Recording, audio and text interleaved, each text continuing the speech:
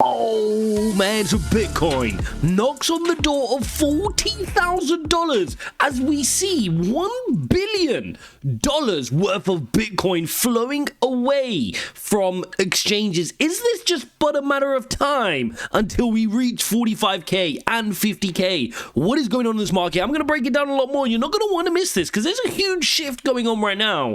And it starts with, of course, we've seen this Bitcoin price breakout. Did this hit anybody by surprise? No, we've been watching this chart pattern for a very, very long time. If you watched my last update while I was traveling, I said to you guys, we're going to be knocking on that door of 40,000. We know the price target of this type of move breaks you into that 40,000 level. Now, we know 40,000 is not an easy level. We know it's a psychological resistance level. So do not be surprised to see this pull back a little bit before we eventually go and start to see those levels. I'm going to break down which levels we can expect. Smash up the likes. Don't forget to subscribe. As always, guys, if you want to trade with our community, we're making some amazing progress with their crypto trades. Ijaz.uk/TG is where you're going to get all the alpha in our Telegram group. So I hope to see a bunch of you guys in the Telegram group, linked in the description. Now, guys, just got back from my travels, super tired, but I just had to share this with you guys because we're seeing a fundamental shift. Look at this on the exchange volumes. As the Bitcoin price has gone up, we've seen $1 billion worth of Bitcoin flow away from exchanges. Now, for those who aren't initiated, what does that mean?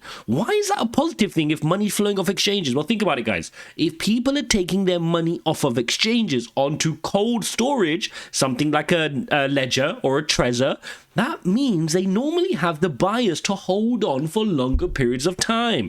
This is normally what is known as your long-term holders, right? These are people who like to hodl. They're not looking to just trade into Bitcoin. They're people who want to hold for the next bull run. And they're normally sophisticated buyers, or at least people who have been around crypto for quite a bit of time. The short-term holders, on the other hand, come in to speculate, right? They come in to buy for a little bit. They want Bitcoin to get to 42, 43, and then they want to sell, right? That doesn't help long-term pumpability of the price, no. And so what we're seeing here is $1 billion flow out. But it's more important than that, guys. What's really important, which is what I've been harping on about over the last 2 years, right? Over the last 2 years of making videos here, we've seen crypto really fall to the downside, of course, throughout this bear market. But what have I always said, guys? This is correlated to global liquidity. We've been through the steepest rate hiking cycle we've seen in a very, very long time. I'm going to illustrate what we've just been through, so that way you can understand how powerful this move and momentum will be. We had a lot of inertia, right? We had a lot of resistance to motion happening over the last 18 months. Look at this. The Federal Reserve has paused its rate hiking cycle, and central banks around the world are following. It's plausible to believe we have reached the heights of this tightening cycle. For risk assets to get sustained bid, we need to see a path forward with lower rates and an end to quantitative tightening. And that's exactly what we're starting to see, right? If you look at what the market has priced in for this next meeting on December the 13th, majority of the market expecting another pause. So that's November a pause, that's now December a pause that the market is expecting. And remember, the FOMC, the Fed, had priced in one more rate hike, but the market's not expecting them to use it. So that's a positive here for the market. The market, to all intents and purposes, is thinking 5.25 to 5.5 is where we're at. Now, we may stay here for a little while, but they don't suspect it's going to get much worse. Maybe one more surprise rate hike. We might see a bit of red in the markets if Jerome Powell decides to do that. But pretty much the market's like, well, that's it now. You can stay here for maybe 6 months, 8 months, 9 months, whatever it is, and then start pulling back and enter our loosening cycle. But guess what? Markets don't wait for interest rates to come back to zero again to start rallying. No, they rally on the prediction, on knowing, right? Knowing that you're going to get that pivot. And that's what markets will start to look towards now. So, again, if we jump back to here, look at this. We are potentially entering in 2024 an opportunity for net positive liquidity for the markets. Now, we need to understand, what does this mean? Right? So I'm going to try to illustrate this in as simple terms as possible. So when Bitcoin was doing really, really well post the cough, remember the cough? Why did it do really, really well? Because money was flowing into the markets, right? Every central bank from across the world was printing. Their money printer was turned on. Now, why did they turn their money printer on? Of course, we know they locked everybody at home in the lockdowns, right? They had to give money. Businesses were struggling. They were printing money. They were just saying, guys, you need money, so you spend in the economy. We cannot afford for the economy to collapse. Go have money. Here's money. We'll print it. It doesn't matter. Quantitative easing, here is money. And so there was net positive liquidity, that phrase I just shared with you. There was more money coming into the market. Bitcoin did really well, Tesla did really well, and risk was on. Dollar index, which we always look at, was in the bin. Right? But what are we now seeing? What do we then have 18 months after that? They realized, oh no, that's not good. There's too much inflation. Yes, that horrible word inflation. And so they have to now go on their journey to increase rates. And that is what every major central bank did. We've just been through one of the steepest rate hiking cycles. America went 525 basis points, right? They went from just above 0 to 5.5. New Zealand, similarly, 5.5. UK went from virtually 0 to 5.25. Canada, from 0 to 5%. Look at the Eurozone, guys. They were in negative rates, right? Negative. It was the opposite. And that went to 4. So you can see every major central bank has gone through this process. And that's why it's been a painful period. But if you manage to navigate through that and you're managing to do your DCAs, you're managing to get in the market, you've just sustained one of the tightest rate hiking cycles we've ever seen. I need you guys to understand that.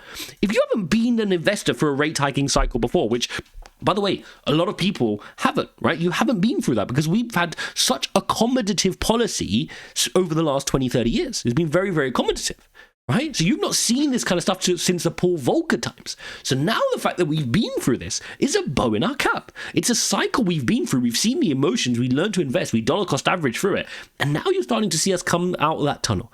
And things are starting to look better. And that is why we're starting to see now Bitcoin breaking towards that 40,000 level and looking really, really strong. Similarly, let's take a look at the dollar index. We're seeing the dollar index start to have a couple of bad weeks. I mean, look at that. That's a big fall for dollar index, which at one point was trying to move so powerfully to the upside, is now retracing heavily. And now it's below its weekly EMA ribbon, which is fantastic, right? To now put that into perspective, look at Bitcoin.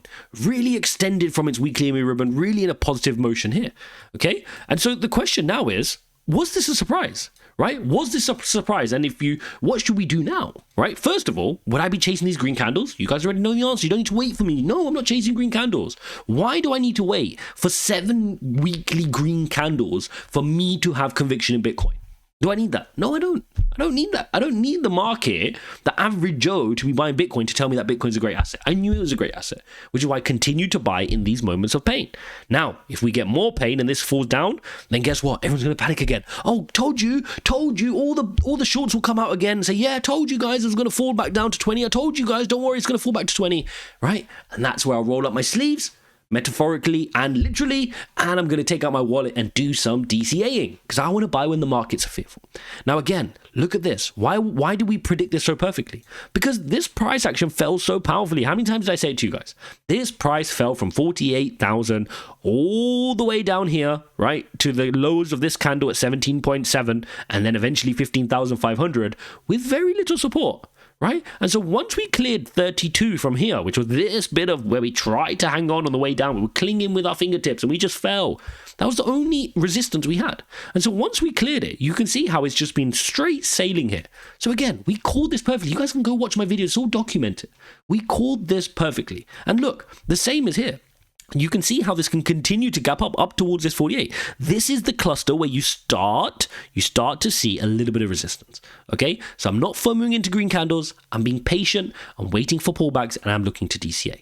Now that being said, what's the message I've continued to share with you guys? I'm speaking from my position, given my portfolio, as somebody who's been in crypto for quite a long time and managed to buy at cheap price points. If I was new in crypto now, my strategy would be different. And I've shared that with you. If I was new into crypto and I had conviction in crypto and I thought Bitcoin was going to go to all-time highs and more, I wouldn't sit waiting for pullbacks. I'd start trying to get myself in the market because Bitcoin moves irrationally. And I said that a couple of weeks ago and I say it again.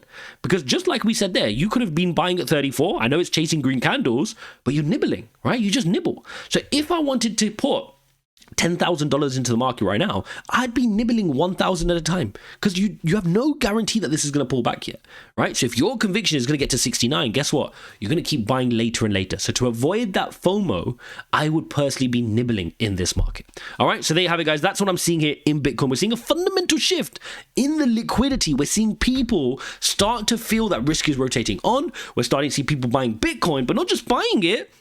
they're moving it off of exchanges. In other words, they're going, you know what? I'm holding this for a long period of time. I don't want to lose it. I don't want to sell it. It doesn't need to be on an exchange. I'm putting it on a Trezor. I'm putting it on a ledger. I'm putting it in my cupboard, and I'm going to open it after the bull run. And that is what we're seeing right now. Not to forget, many institutions will silently, and exchanges will silently be loading up Bitcoin now, getting ready for this bull run, right? They need that liquidity as well. That if they're hoping their spot ETFs get approved, they need to hold some spot ETF, right? They need to hold some spot Bitcoin, sorry. So you're starting to see those purchases happening in the background. But guess what? We only hear too late, right? If MicroStrategy's buying, we'll find out when they give an announcement. If BlackRock are buying, we'll find out later, right? If Fidelity are buying, if ARK Innovation are buying, we're going to find out later. But the price moves for a reason. And now, look at this, guys. The total market cap of crypto sits at 1.45 trillion. Let me put that into perspective. We haven't seen this level since May of 2022. We have not seen this much on crypto. And even then, that was in the descendancy. That's when the market was collapsing down in this level. All right, guys. Hope you enjoyed this video. If you appreciate type of updates, even when I'm exhausted, smash some likes. Do not forget to subscribe. Hope to see a bunch of you in our Telegram group. You're missing out on some amazing trade setups. You get to see exactly how I trade, guys. It took me over 10 years in traditional finance to nail down my professional approach to trading. Now, it's not for everybody. If you're a pump and dump specialist, if you want to do some degen meme coins and look for 1000x, just don't worry about it. Don't jump into our Telegram group. If you're serious and you actually want to trade how I trade professionally in an investment bank by following rules, following stop losses, yes, it's boring. If you don't have the patience for it, not for you. But if you want to take it seriously, set your limit orders, set your stop losses, do it properly and professionally, and get sustainable results. Yes, me trying to be sensible here. Then you're going to want to check out our Telegram, Ijaz.UK/TG. Thanks for watching, and I'll see you in the next one.